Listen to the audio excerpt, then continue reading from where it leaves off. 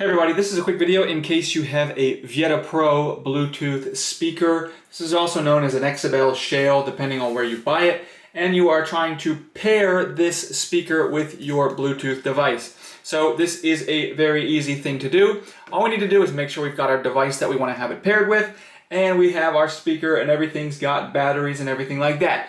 And so once we do that and this thing's powered on, what we're going to do is we are going to come in and press this circle button and hold it for 3 seconds until the speaker puts out a short little signal, and the LED indicator on it will turn blue, showing that it is in pairing mode. So once it's in pairing mode, you can just go ahead and go to your device, and if the Bluetooth isn't already on, activate the Bluetooth on your device, and then you're going to just select this Bluetooth device on the list of available devices, and you should be good to go. Then once you do that, then you can start playback on the device, and then you can control the playback and everything like that either on your speaker or on your smartphone.